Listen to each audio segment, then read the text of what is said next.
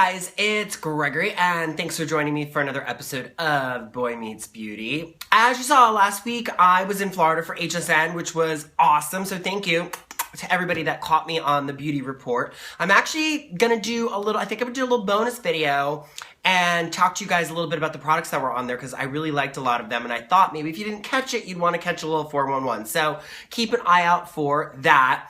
And then speaking of last week, that's what kind of prompted my idea for my video this week, because my skin got so dried out even with my tips or tricks, and a lot of you really enjoyed them. So I thought this week, let's talk about dry skin and how to deal with it. So do's and don'ts for dry skin.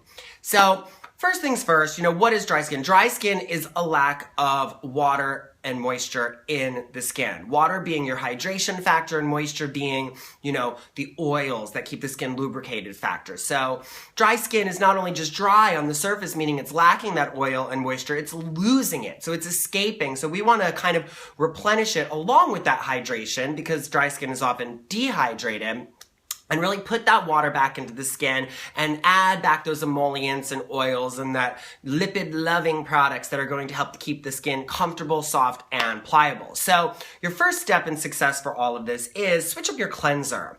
A lot of drier skins are using cleansers that are gel-like or foaming, and those can be really drying on that type of skin.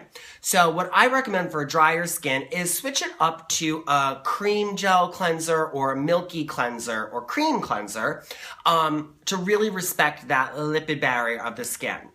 Now, I know a lot of you are like, oh, I don't like the way they make the skin feel, because they make your skin feel really soft and comfortable, and they don't do this. And we all think this is what makes our skin clean, that tight feeling. But remember, if your skin feels too tight after you cleanse, your cleanser's probably stripping your skin. So take your makeup off with a makeup wipe, then cleanse the skin with the milky cleanser, rinse it well, and follow up with a toner to take off excess residue, and you'll get that nice clean feeling on the skin without over drying it. So super important. Next thing, yes, you still need to exfoliate. A Clarisonic is an awesome option for this. They've got the soft brush, so you can really gently exfoliate that drier skin. Drier skin has a tendency to get a little bit more irritated and sensitized to products and exfoliation.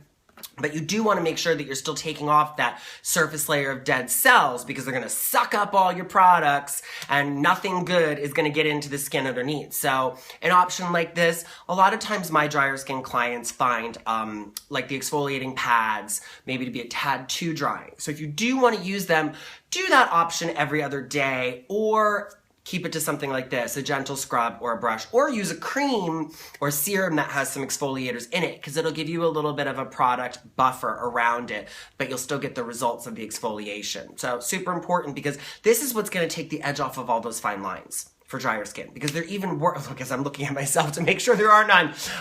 This is what makes it worse. So you definitely want to exfoliate, or that dry skin is just going to look 10 times worse. Next. Bump up your serums with a nice hydrating serum. This is a selection at all price points. This is like, and obviously I'll put the links downstairs. I love how I call it downstairs. Where'd I come up with that? Down below. So this is everything from like $30 to $110. This is the Derma E, Peter Thomas Roth, Dr. Gross, and Chanel.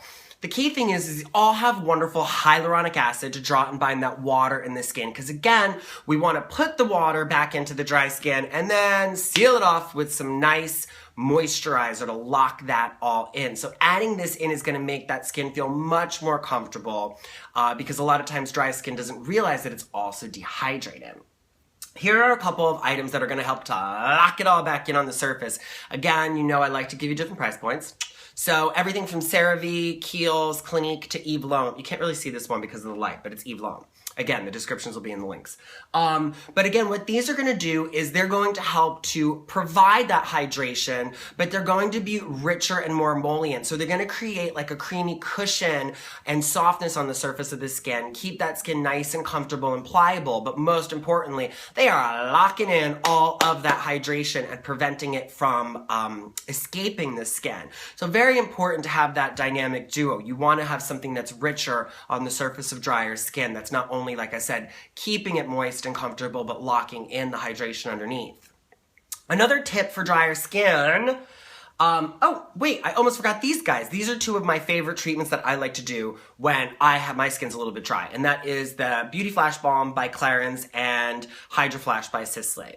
Two very different price point options because we're talking like 42 versus like probably like 185. I know it's so ridiculous, but I love that product. They're both bomb products, but what they are is they're creamy emollient products that kind of just give an instant boost of moisture and radiance. So you kind of just like warm them and press them into the skin. You can use them as light masks. They're really, really, really nice and do the job of instantly turning up radiance and moisture in the skin, and they make everything kind of plump up and look really nice. So I love those kind of quick fix products. But any moisture mask too is something that you should do a couple times a week to help you do that, to just bump up those moisture levels. Next, keep your showers shorter and make sure they're not too hot. I know everybody loves a nice long hot shower, but that can actually have a really, really drying effect on the skin if you're in there for too long. You actually will wash away too much of your skin's natural oil barrier. So keep it comfortably warm, but then also keep it to under 5 minutes. Now, when you get out of the shower, you want to pat your skin dry and then follow up with a really nice, rich, thick body butter or cream. While your skin is still slightly damp, that's why you don't rub it, just pat it dry. Just smooth these on. That damp skin will actually take the product in better and help it absorb a little nicer, and you'll get a better result from that. So a nice rich body butter and cream on damp skin to help alleviate dryness and get a better result from your moisturizer.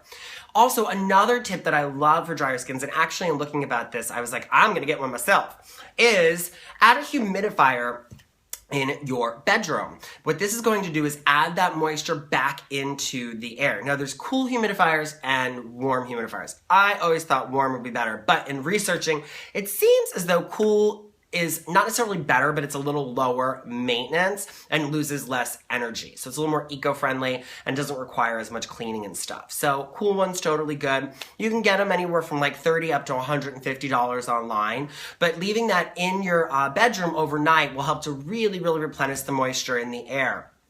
Don't leave it on too often. You don't want your moisture in your air to go over 50% because that's when like spores can grow. So just run it at night when you're in there, or maybe you're in the room where you're working for the day, so you can add a little extra humidity into the air. So if you've not tried these tips for dry skin, I think you're going to see that they will really, really help to up your moisture game and make your skin look better, plumper, and feel more comfortable. So if you have any questions, you know where to put them.